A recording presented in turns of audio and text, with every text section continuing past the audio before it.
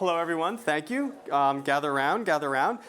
And welcome to day 2 of Axios House during Climate Week and the UN General Assembly. And thank you so much for sticking around this morning. I'm Ben Geman, an energy reporter with Axios. And without further ado, we have one final guest this morning from a very small but emerging startup called Amazon. And so I would like to please welcome Amazon's Chief Sustainability Officer, Kara Hurst.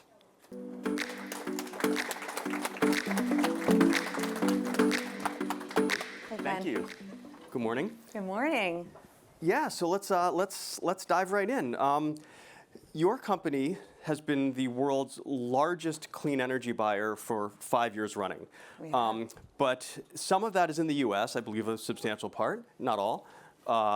And we've had some very seismic policy changes here. So I'm wondering, how will the new US budget law affect your procurement plans in the US for, say, the next 1, 5, 10 years?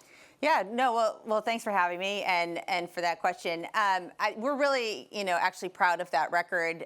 We had committed to be, powered by clean energy across our global operations and had been headed towards that goal by 2030. We actually achieved that in 2023. So we're really ahead of schedule. You're right that it's global. We have over 600 projects across the world that are funding that. It's a variety of wind, solar, and now nuclear energy. Yeah. So it's a combination of clean energy. We're looking at clean, firm power across all of our global operations, pursuing that, all kinds of power. Certainly looking at other things also like grid modernization, looking at geothermal tech, a whole combination of things that we're going to need. So working in conjunction with this administration, I think there's a lot of areas we can work together.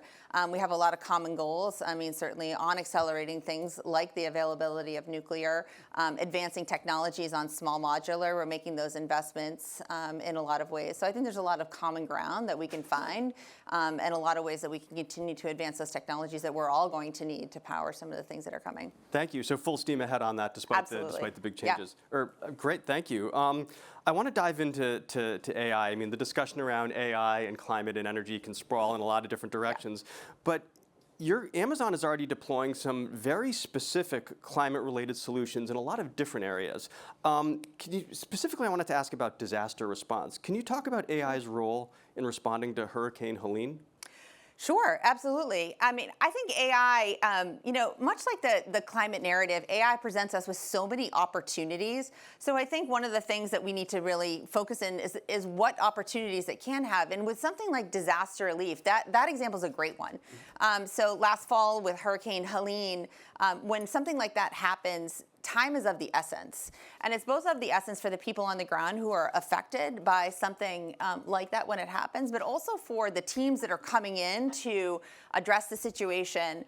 It can be a dangerous situation. There can be a lot of unknowns. And so with something like that, we used AI to map out, we had, I think, about a lot of information about what was happening on the ground. We used AI to think about mapping that terrain. Mm-hmm. So we had a lot of different data points about what was going on the ground. We had about 28 miles of terrain to map where that hurricane had hit in Tennessee and North Carolina. And so we looked at mapping that out, and we got that information really in seconds rather than days. So what it would have taken the team was about 28,000 data points, and looked at mapping out all of that information, providing it to that first responders team to tell them exactly where to go. So one, what are the high priority areas that needed addressing? And then secondly, and importantly, protecting their safety. Yeah. So, where the unstable ground was, pointing them in the directions about having that information. So I think what AI can do is that efficiency point, super important because time is of the essence, but also people's safety being paramount. Absolutely. Thank you. Certainly AI has a lot of different corporate sustainability applications as well. Absolutely. I wanted to play back something that you wrote in a recent column that I thought was really interesting. You said, you wrote, applied across millions of products globally, AI can eliminate what has always been the first barrier to climate action, the prohibitive cost of simply knowing where to begin. Can you give me some sort of, perhaps industry or product-specific examples of that where these tools can help companies begin that journey and know where to begin? I think one of the big things that we see. I mean, so one of the things we're really excited about is our climate pledge that we took in 2019. We have said this week we have over 600 companies that have joined us alongside in our commitment to be net zero carbon by 2040. That's amazing progress. 100 of those have joined us this year. So continuing to see progress, number one, on climate goals. But one of the things that companies are joining us in that action with is because everybody wants to get started. And taking that first step, sometimes it's a company that will say, we've made these commitments. We want to join joint action projects to decarbonize our operations, and we want to do that in ways to electrify our fleet or to make material changes to our products or to decarbonize building materials, to buy better cement, better steel. But some of this is companies who say, I don't know how to map my carbon footprint. And I don't have a team like you do at Amazon. I'm a small company. I'm a person of one. I don't know where to begin. AI is perfect for that kind of solution. So what we've done is we've taken our knowledge in AI and we've built tools that we want to open source, we want to share. So a couple of examples of that are we've built an AI tool that can take the ability to map your carbon footprint very quickly with the data and the information. We want to share that kind of thing that will, it's 99% quicker to map a carbon footprint with that AI tool. We have another tool we've developed internally called Rapid LCA. Life cycle assessment. Assessment. Yes. So if you don't know what that is, it's basically taking all the components when you make a product, from when the product is designed and developed, what materials go into it, how a product is utilized, and then how it's disposed at end of life. And when you think of that full life cycle of a product, that takes a company typically months, and it's very expensive to do. But we developed a Rapid LCA tool with AI, and we've done, I think, 4,000 of those in the last quarter. That is unbelievable progress with AI. It's going to save thousands and thousands, if not millions of dollars for companies. We haven't open sourced that yet. We have to look at what we can do with that. But those kind of savings internally for us are already showing up.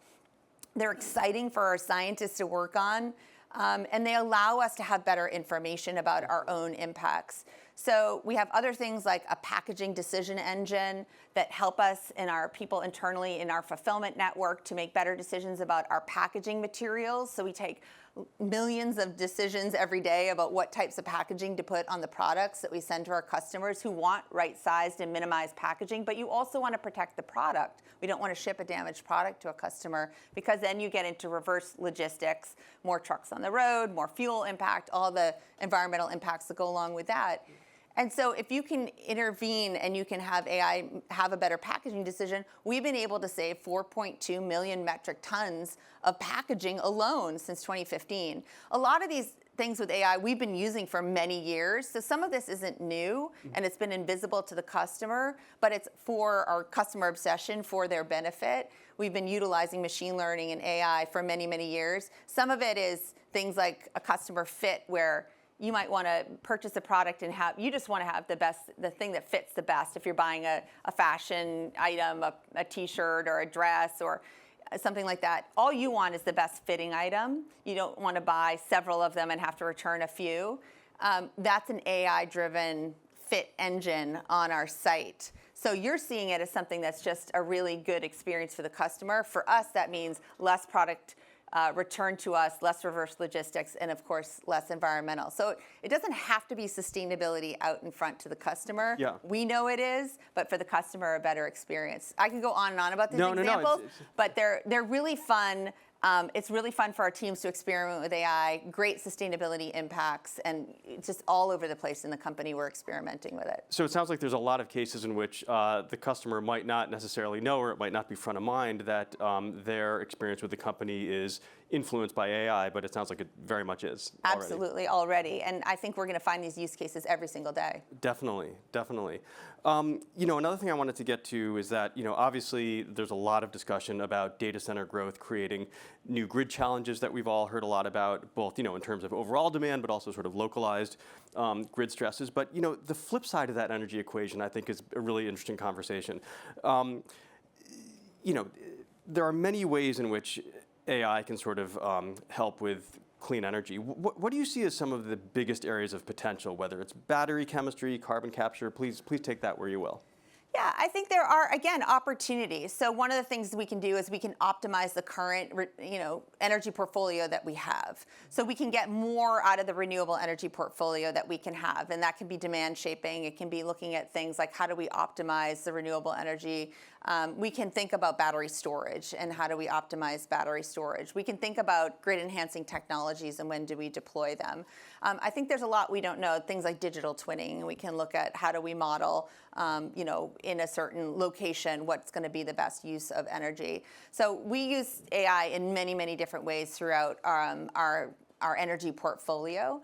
And I think there's going to be a lot more to come in terms of even land use and siting and where we put things that will have impacts on energy as well.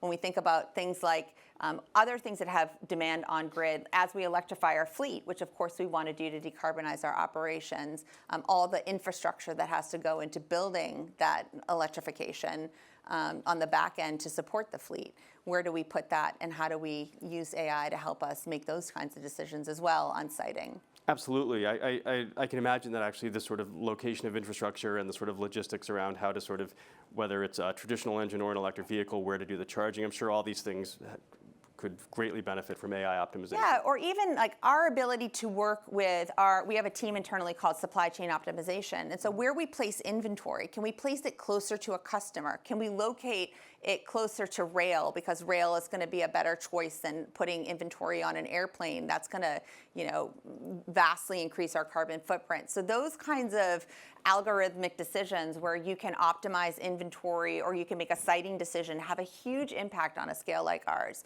So some of this is really interesting when you can get into those back-end decisions, and AI allows us to do a lot of modeling very, very quickly. Definitely.